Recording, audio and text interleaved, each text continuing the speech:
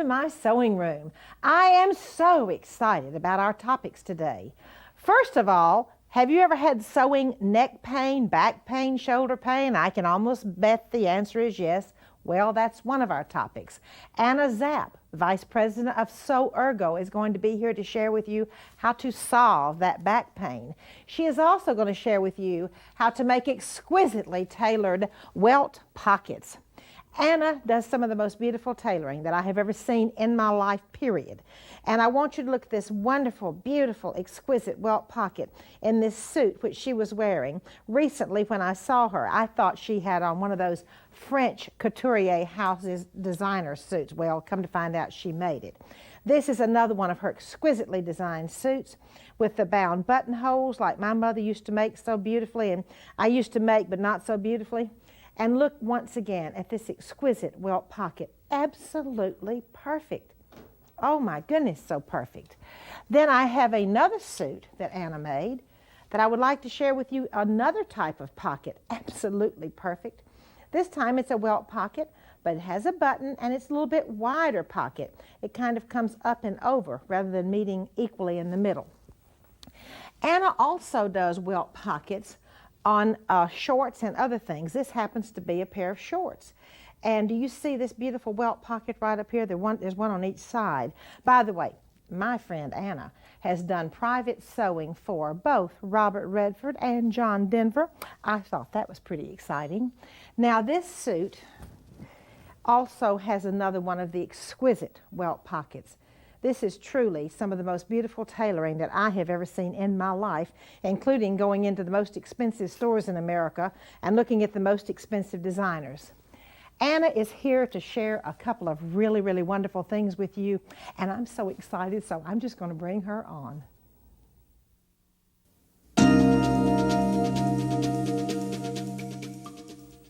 I'm so happy to introduce you to Anna Zapp, and I can't wait for you to find out what she has to share. Anna, welcome to the show. Thank you so much, Martha. Have you ever been sewing on one of those wonderful heirloom pieces, and after a while your shoulders start to burn, your neck gets stiff, your back hurts from top to bottom? Oh, absolutely. Have to quit sewing. You have to quit sewing. But the problem is those of us who sew can't quit sewing. That's right. And so therefore we sew in pain. The majority of sewers do sew in pain, and today I want to show you what you can do to help that, give you some hints to help you sew better and sew more comfortably. So what we're going to do is I want you to do a little experiment for me. Okay? I'm ready. I want you to sew on the line that I've drawn just for a little bit. Start right now? Okay. Okay, I will. All right, now I want you to stop and hold that position. Okay. All right, now let's look. Martha, where's your left foot?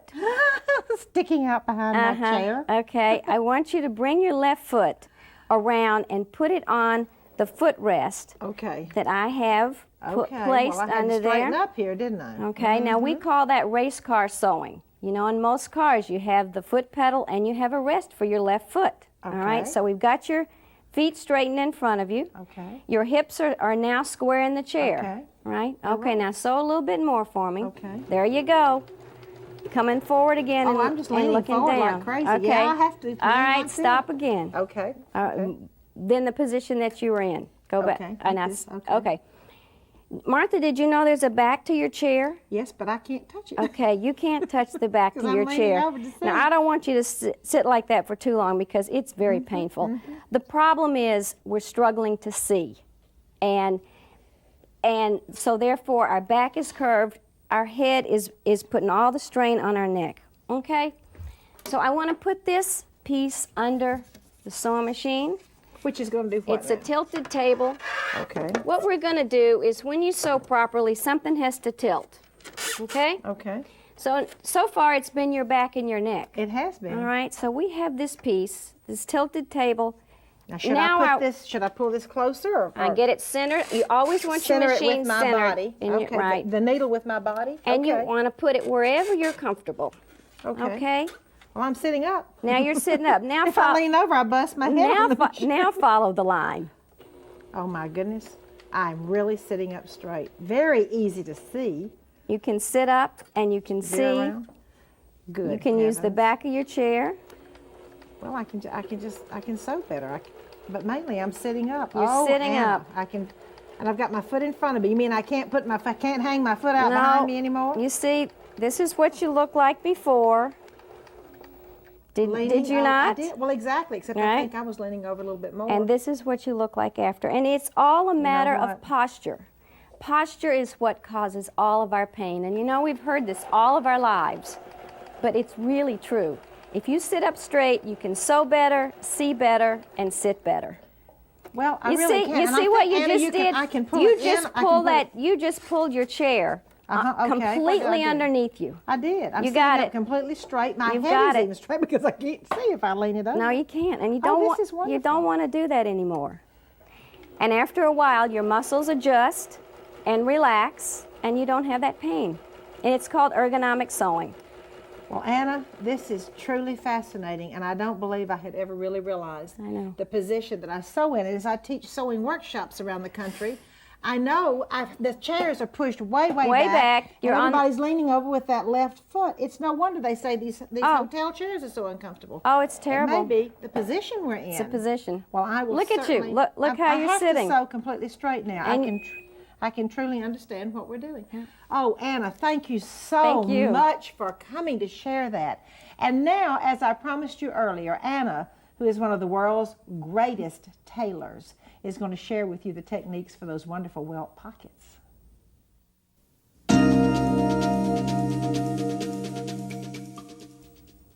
This beautiful lavender jacket that Anna made has the most exquisitely done welt pocket I've ever seen in my life. As a matter of fact, all of her jackets do. Anna, I'm just going to ask you to explain to our viewers exactly how this is done. Okay. Martha, those pockets were put in after the fact. That jacket had patch pockets on it, and I didn't like them. They were bulky, so I decided to take them off, cut myself some welts, and put them in that jacket. Show us how you did it. What you do, the first thing you do is mark the area that you want your welt pockets. You mark your four corners. You mark them twice the width of the welt that you've chosen. For instance, I decided to make these welts a 1/2 inch, so these are 1 inch apart.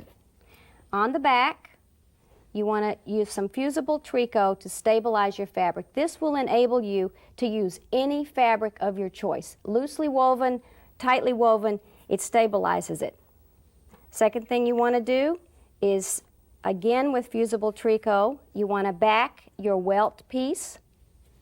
Mark the center, mark the dead center. That's very important to mark the dead center because it will determine how wide your welt is. So you've got that marked, and of course you want to use water-soluble or disappearing ink. Then you sew your pieces.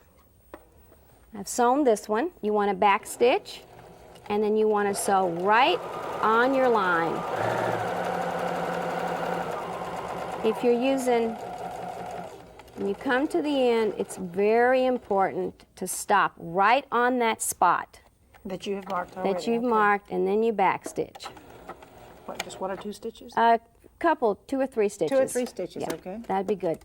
Now, the important thing here is that your lines are exactly even. Here and Where here. you stopped is exactly even. Exactly even. That's right. All righty? So the next thing you do is your clipping. So we've all learned how to clip, right? This part is also very important. Okay, you make a cut. You come down. Now, Martha, if you clip too far or too short, you're going to have problems. This part's very important. You see, you clip right to the edge in front of your stitches on all 4 points. If you clip too far, you'll have a hole. If you don't clip far enough, you'll get a pucker.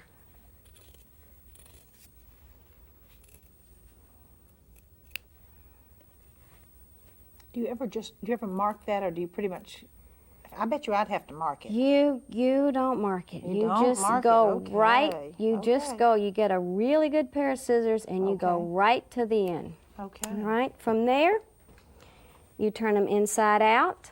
You go to the ironing board, and you press And if you look at this piece, can you see which end I've sewn and which end I've pressed? Well, I can't from this far, but I bet I could if I got closer. You can't see. Anyway, after you press it, then you sew your corners. Okay. You see, after the pressing, it gives you a perfect line. Okay. All right? And then again, you want to back stitch a little bit and come just across. sew right over that little right tab. on it, and you want to Okay. be very careful to sew right to the inside of your stitch. All right?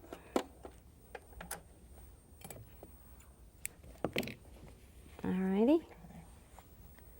Then you want to baste your welts together. That holds them together while you place your pockets. Okay. All right. Then you want to do the fashion fabric on top of your pocket. Okay. All right, unless you're using the same fabric. And then you attach the pocket. The first thing you do is sew the top. Oh. You sew across the top. You sew across the bottom, which I'm going to do. Okay. It's exactly the same way. Sew it all the way down the side there. That's right. Just a straight stitch. Just a straight stitch. Little And back once stitch, again, of little back course. stitch, yeah. Then And you sew down either side of the pocket, and you're finished. If you want, you can top stitch along the edges and the side, or you can stitch in the ditch that reinforces it. Do you usually do that, Anna? You know, I do.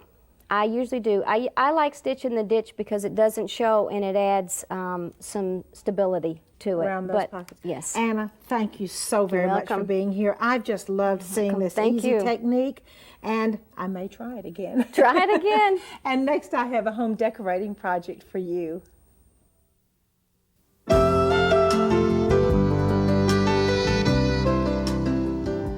I just love this pillow. It has so many good-looking things. Let me just share with you all the different techniques on the pillow. This is made out of an upholstery fabric, sort of a khaki color and a beige upholstery fabric. One of the most interesting things, I think, let me move the little tassel, is do you see how beautiful this is? The stripes exactly match all the way around. You'll see how that's done in just a minute. Really pretty tassel, and you know how expensive tassels are in the decorator shops. And this braid, although it looks like it's stitched down, it really isn't. It's just stitched at the corner and stitched here in the center. This is such a good-looking pillow and real tailored. It could be used in any room of the house, and sometimes that's really nice to have something that could be used in the den or in a man's area of the house, or more contemporary, less romantic area of the house. Now then, I want to show you how easy it is to make one of these tassels. Here's one of them almost completed, except I haven't finished unbraiding it. Okay, how do these little tassels start? When you buy this tassel material, usually there's a strip on it that's meant to be, if you're going to put it inside a pillow, you need that little strip. Well, we're not going to put it inside the pillow. Let me find my piece here. So we don't need that strip. So the first thing we're going to do is to very carefully just snip and clip and pull it apart and take that little strip off of there. You got the point there. Just clip and snip, and there we go. Then I'm going to have a piece that's somewhat like this. All right, I'm going to very carefully unbraid it. And by the way, why am I doing this kind of tassel rather than just buying one? Well, first of all, I want the braid that goes with it, and it's just too expensive just to buy them. They cost several dollars a piece, and then where would I find my braid to match it? All right, after you unbraid it a little bit, then you really begin. This reminds me of when Joanna was little and I used to braid her hair. Then you just kind of start taking it apart. Then I will fold it over, that long piece I fold it over. And why didn't I just tape this or glue gun it? Well, first of all, this is going to be an elegant decorator pillow, so I didn't want to glue gun it, and I have just taken I have some blue thread here, although I did it in black. I've taken some quilting thread, which is really very strong, and just gone around and around and around and around and around and around and around. Now, you're going to need to cover a little button, which goes on the pillow also. All right, we've made our tassels. Now, this is a real trick that I think you're going to really like. You cut 4 triangles for the front and 4 triangles for the back. Now, notice I've got 2 triangles here and 2 triangles here. Notice that those stripes have to match. That's the secret of it, is having everything match up. Then you pin one side. Then I'm going to stitch one side at a time, and let me show you how interesting this is when we open it up. See there's half of the pillow. Everything matches perfectly, which I think is really pretty.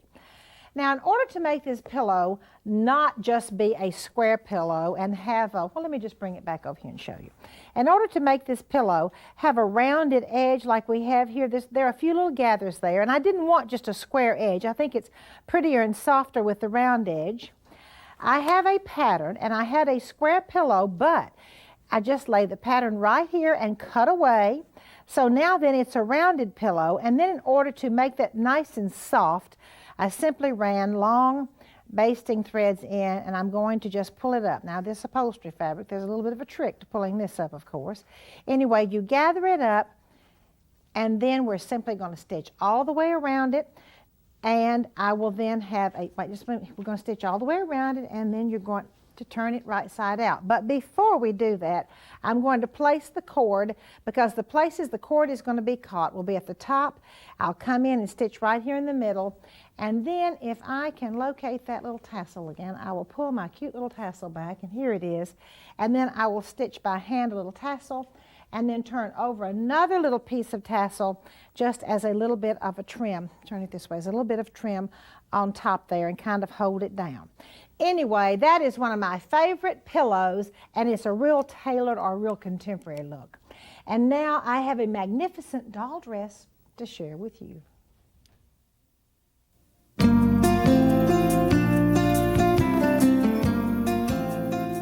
My little doll is wearing such a pretty French sewn dress.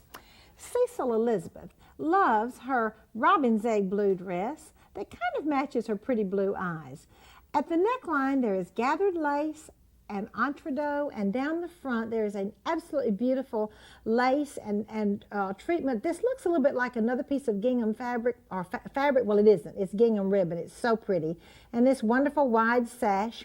And she has her knife pleats, which really aren't knife pleats at all, but rather fork pleats that we've done on another show. I think the bottom of this dress is especially pretty. It has insertion and that pretty, pretty gingham ribbon, another piece of insertion, and the lace is sewn on flat. Now all of this is just butted together in zigzag, but I'm going to show you a few other techniques that I used on this dress. First of all, I'm going to butt together and zigzag the insertion and the edging that goes on either side on the front of the dress. Then this pretty little ribbon, all I do is simply butt it together and zigzag it also. Can you see this finished piece right here? How the ribbon was just butted in zigzag, the insertion was butted in zigzag, and the edging was butted in zigzag together. Now let's look at this skirt. First of all, you have to get your pleats in, and you can see that this lace is attached to the fabric. Now you can't just butt and zigzag those. There's another technique you use, and I'm going to share with you exactly how to do that technique. Now I'm going to get it in here where you can see exactly what I'm doing. This is called Martha's Magic rolling and whipping. Now if I just put this over on the very edge and zigzag it, why don't I do it that way? Well, the answer is simple. It will fall apart. So a number of years ago, when I was writing my first book, I came up with this technique, which we have really enjoyed throughout the time. Of course, clip all those little, there we go, clip all those little strings. Now leave about 1/8 to 1/4 of an inch seam allowance all along this side. In other words, move your lace over and leave that raw fabric sticking out. And then up here at the top, you can see I have rolled and whipped with a wide zigzag. Now the zigzag goes over the heading of the lace, all the way off the fabric, over the heading of the lace, all the way off the fabric. And it goes all the way off, and can you see up here what it did? It simply rolled it in and made a beautiful rolled and whipped finish. Now let me pull this one back over again. I used that rolled and whipped finish, or Martha's Magic, to attach this lace to the bottom of the skirt. And then once again, you remember we just butted and zigzagged, butted and zigzagged, and butted and zigzagged for the rest of the treatment. But this one has to be done differently or it will fall apart.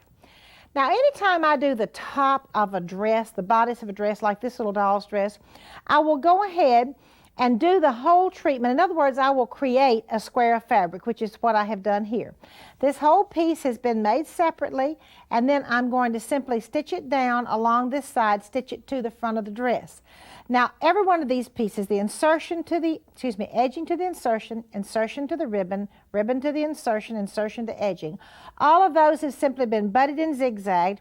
I lay it down on the square piece of fabric, straight stitch it or zigzag it down in these two places only, and then I will cut out the neckline and cut out the bodice of the dress, stay stitch it, and then I will, stay stitch it first and then cut it out, and then I'll be ready to make the front of the dress. Here I have illustrated this for you. After creating the whole square of fabric, I have traced off the bodice of the dress.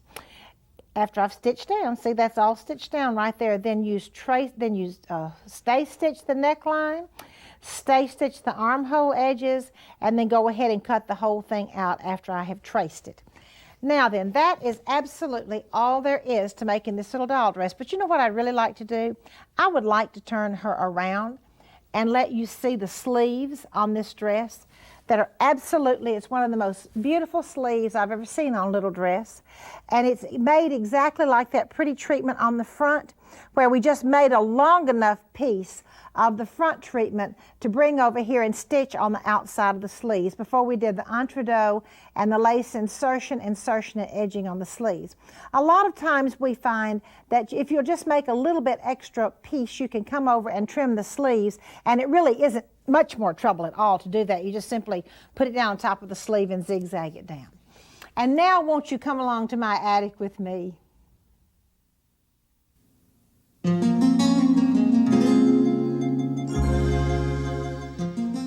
This is a magnificent petticoat which I have to share with you today.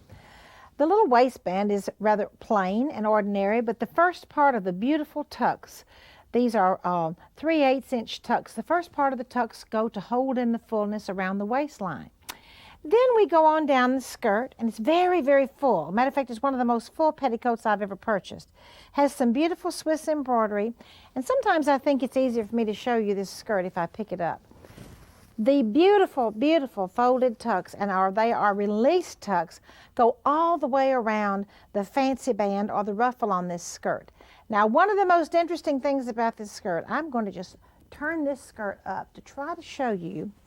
It has a little band on the inside right here that is hand stitched on, a little straight band, it isn't on the bias, that holds these release tucks in place. And of course it has beautiful French seams on the inside of it. It's just as beautifully made on the inside as it is on the outside. And you can even see that little band I just showed you right here on the bottom. Can you see right through it? Just kind of peekaboos right through the slip.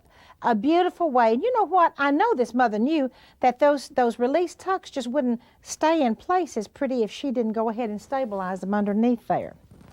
For our Sewing from the Heart segment for today, I have a letter here from Joan Head from Dora, Alabama. She said, in response to your invitation to submit stories for Sewing for the Heart, I am submitting the following. In December 1997, my 16-year-old son Jeremy fell during a basketball game, sustaining an injury that required him to have knee surgery. Aware that Jeremy was out for the remainder of the season, his coach, Chris Trawick, was most supportive and encouraging.